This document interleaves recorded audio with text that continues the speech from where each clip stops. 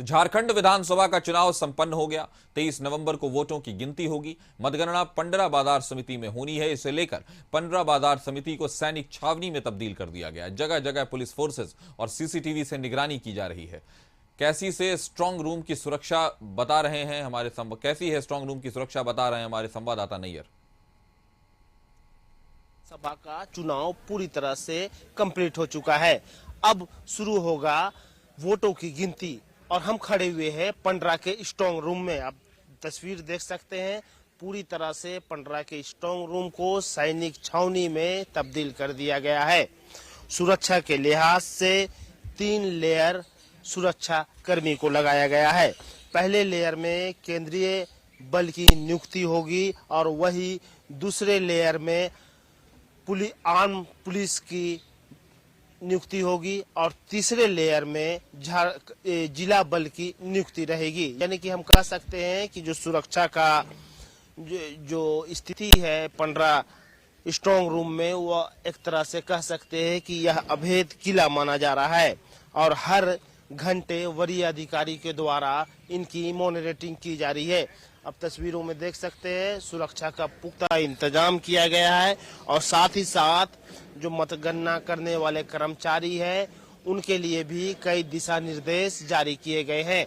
पहला दिशा निर्देश यह है कि कोई भी काउंटिंग में कर्मचारी अगर जाएगा तो उन्हें मोबाइल जमा करके जाना होगा, वो अंदर मोबाइल नहीं ले जा सकते। साथ ही साथ जो मतगणना में जो कर्मचारी लगे रहेंगे उनकी सुविधा के लिए खाना पीना सब सुविधा अंदर ही रखी गई है, क्योंकि जो मतगणना करेंगे उन्हें बाहर नहीं निकलना है। साथ ही साथ कार्यकर्ताओं के लिए अलग से बैरिकेडिंग की व्यवस्था की गई है कि विभिन्न राजनीतिक दल के कार्यकर्ता बाहर जुटेंगे, उसके लिए भी व्यवस्था की गई है। लेकिन सबसे पहला जो व्यवस्था है वह सुरक्षा है।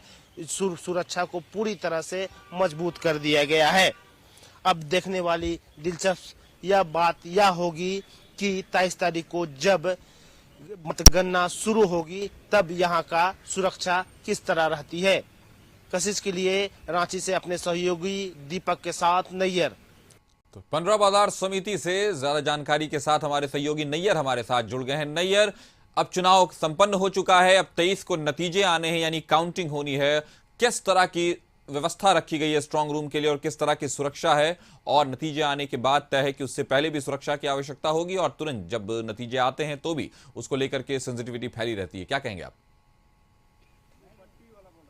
देखिए, पहले चरण का जो मतदान हुआ उसके बाद से ही स्ट्रांग रूम में ध्यान दिया जाने लगा और एक तरह से हम कह सकते हैं कि स्ट्रांग रूम को एक सैनिक छावनी में तब्दील कर दिया गया है। 3 लेयर की सुरक्षा है, जहां पहले लेयर में केंद्रीय बल की नियुक्ति की गई है, दूसरे लेयर में आर्म फोर्स जो होता है उसकी नियुक्ति की गई है और तीसरे लेयर में जो रांची पुलिस है उसकी तैनाती की गई है। तो हम कह सकते हैं कि एक तरह से एक अभेद किला बन गया है स्ट्रांग रूम पंडरा का। हालांकि यहाँ 7 विधानसभा इलाकों का जो मत पड़ा है यहाँ पड़ा हुआ है और उसकी गिनती 23 तारीख से शुरू हो जाएगी। और वही दूसरी ओर जो जहाँ गिनती होना वहाँ किसी को प्रशासन के द्वारा अनुमति नहीं है वहाँ आने जाने का, और जो मतगणना जो कर रहे हैं कर्मचारी उन्हें मोबाइल भी नहीं ले जाने का निर्देश दिया गया और साथ ही साथ उनके जो खाने पीने की जो व्यवस्था है वह सब अंदर ही रहेगी। और दूसरी तरफ जो राजनीतिक दल के जितने कार्यकर्ता है